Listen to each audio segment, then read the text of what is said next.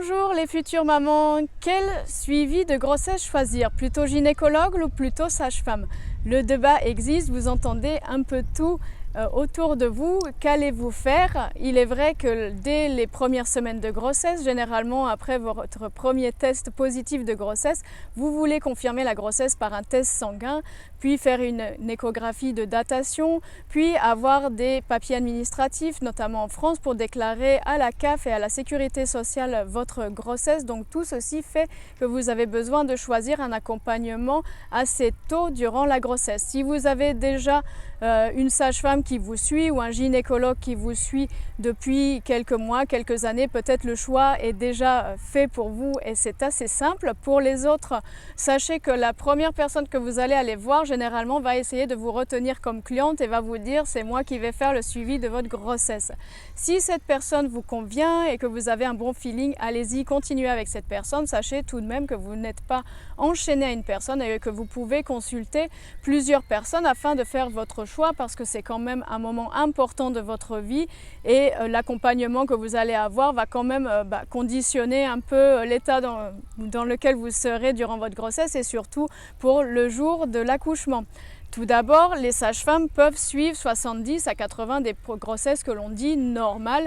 Les grossesses à risque, c'est-à-dire les 20 à 30% restants, devront être suivies par un gynécologue. Donc si vous avez déjà eu des grossesses précédentes dites à risque et que vous avez été suivi par un gynécologue, on va sûrement vous orienter également encore une fois vers un gynécologue. Pareil, si vous avez déjà eu une première césarienne, on va vous orienter plutôt vers un gynécologue en vous disant que le deuxième accouchement sera sûrement césarienne, ce qui n'est pas vrai si vous souhaitez avoir un accouchement naturel. Il y a de nombreux cas où après une première césarienne, la femme peut accoucher tout à fait naturellement par voie basse.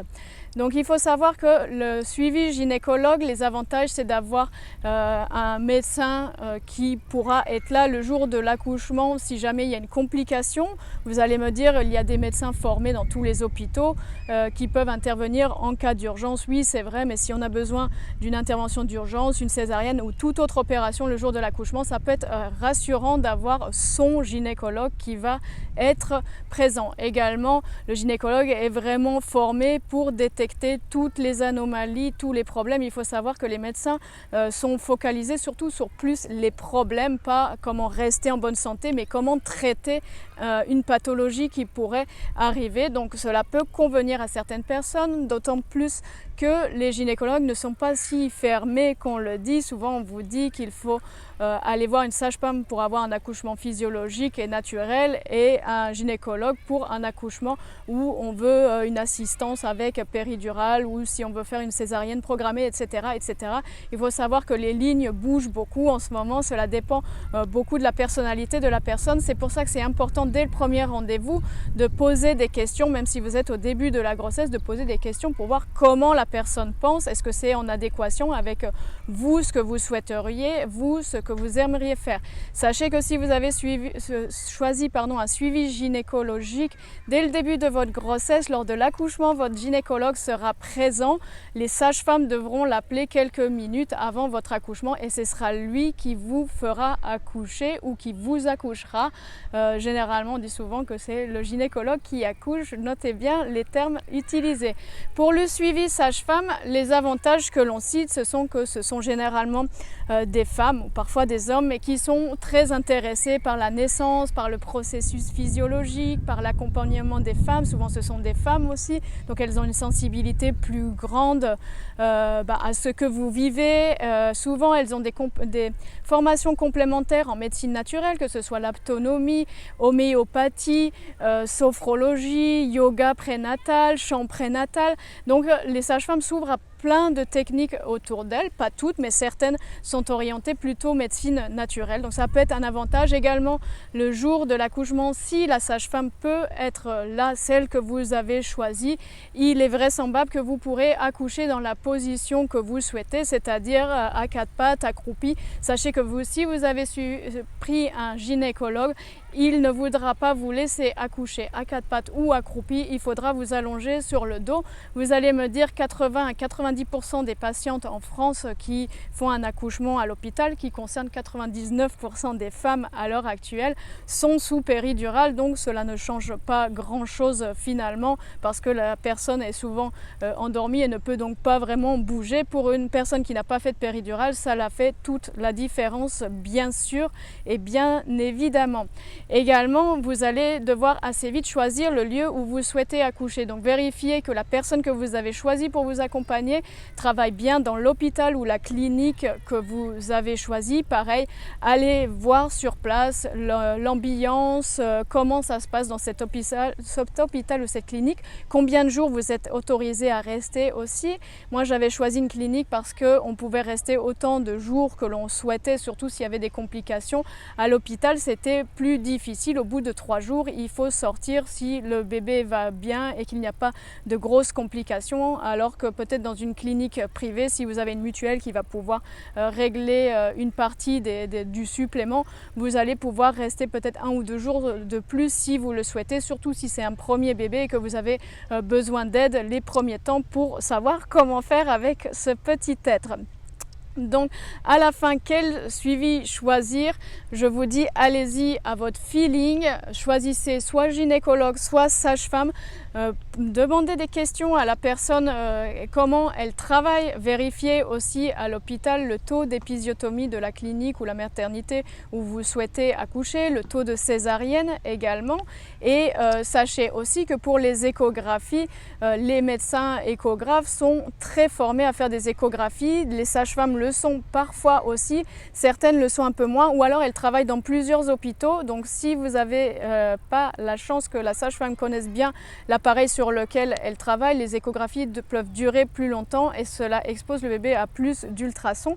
Je sais que j'ai fait la mauvaise expérience lors de ma grossesse en fait, d'aller à la maternité. J'ai vu une première sage-femme qui a voulu faire une échographie qui a duré un peu parce que le matériel ne fonctionnait pas. Le lendemain, on m'a conseillé une autre sage-femme qui était plus experte, mais malheureusement elle ne connaissait pas la machine sur laquelle on l'avait mise le jour-là.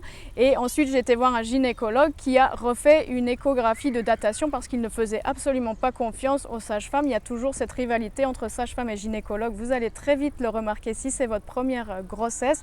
Donc essayez de choisir aussi au début parce que à chaque fois vous allez devoir faire une échographie de datation. Sachez qu'elles ne sont pas obligatoires et sachez qu'il y a 3 échographies remboursées durant votre grossesse, tout du moins en France, et qu'elles sont remboursées par la sécurité sociale. Cela ne veut pas dire obligatoire, mais chaque fois vous allez voir, on vous présente un peu tous les examens comme absolument obligatoires. Regardez vraiment quelles sont les conséquences de chaque examen que vous allez faire. Est-ce que vous souhaitez vraiment les faire ou ne pas les faire? Usez de votre liberté de choix et faites là où vous vous sentirez bien. Sachez que si vous voulez accoucher à la maison, surtout prenez-vous très à l'avance parce qu'il y a très peu de sages-femmes qui peuvent encore vous aider à faire un accouchement naturel à la maison du fait du prix des assurances qui coûtent plusieurs milliers d'euros et qui sont bien plus élevés que ce que ces mêmes sages-femmes gagnent avec les accouchements qu'elles vont pratiquer durant l'année. Donc c'est très difficile d'avoir une sage-femme à domicile. Donc vraiment prenez-vous-y à l'avance si vous souhaitez accoucher à la maison. Pareil pour les maisons de naissance ou les salles dites physiologiques ou salles nature. Prenez-vous-y à l'avance pour vous enregistrer parce que souvent il n'y a pas beaucoup de place, il n'y a plus de place. Si vous arrivez au 4e, 5e mois, c'est souvent trop tard pour pouvoir encore avoir une place. Dernière chose sur les maisons de naissance, beaucoup de personnes pensent qu'une maison de naissance c'est un endroit isolé où on doit absolument accoucher par voie basse et de façon naturelle. Pas du tout, les maisons de naissance sont accolées à une maternité. Souvent il n'y a qu'une porte à passer si vous souhaitez lors du travail pour une raison quelconque avoir une péridurale ou que vous avez besoin d'accéder à un bloc opératoire, c'est vraiment tout à côté.